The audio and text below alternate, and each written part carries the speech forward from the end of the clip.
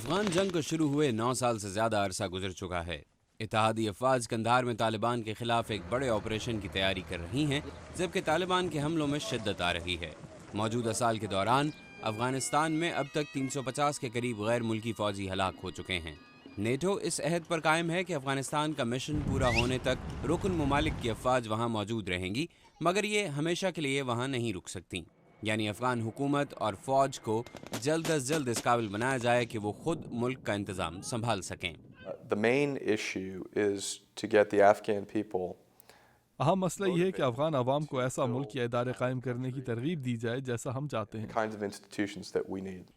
Ambassador Stewart holiday Bush انتظامیہ کے رکن تھے اور 11 ستمبر 2001 کے حملوں کے بعد انہیں یہ ذمہ داری دی گئی تھی کہ وہ ملک کے دفاعی اور قانون نافذ کرنے والے اداروں کو دہشت گردی کے خلاف جنگ کے لیے تیار کریں۔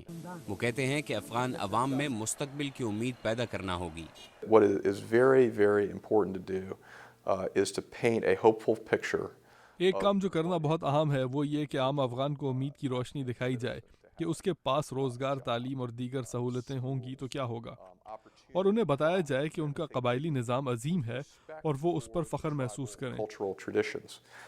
یہ واضح نہیں کہ آیا افغانستان میں نیٹو افواج کے نئے کمانڈر جنرل ڈیوڈ پیٹریس فوجی کارروائی کے رہنما اصولوں میں کوئی تبدیلی لائیں گے۔ افغانستان رائٹس مانیٹر ایک آزاد تنظیم ہے اور افغانستان میں شخصی حقوق کے حوالے سے پیش آنے والے واقعات پر نظر رکھتی ہے۔ اس تنظیم کی ایک حالیہ رپورٹ کے مطابق سال 2010 میں جنوری سے جون کے مہینوں کے درمیان 661 عام شہری طالبان کے حملوں میں مارے گئے، جبکہ امریکہ اور اتحادی افواج کے حملوں کے باعث 210 عام افغان شہری ہلاک ہوئے ہیں۔ افغان شہری ایسی ہلاکتوں کے خلاف احتجاج بھی کر رہے ہیں۔ And I think that this is a battle or a war for میرا خیال ہے کہ اس جنگ میں دل و دماغ کو جیتنا اتنا ہی اہم ہے جتنا کہ فوجی محاذ پر کامیابی۔ military front conflict. Stewart holiday کہتے ہیں کہ جنرل پیٹریس کو افغان عوام کو اس جنگ میں اپنے ساتھ ملانا ہوگا۔ تجزیہ کار کہتے ہیں کہ افغانستان میں صورتحال کو تبدیل کرنے کے لیے یہ ضروری ہے کہ افغانستان کی مرکزی حکومت اور قبائلی رہنماؤں کو ایک مشترکہ اور مربوط پالیسی کے ذریعے ساتھ ملایا جائے۔ محمد عاطف، اردو VOA، واشنگٹن۔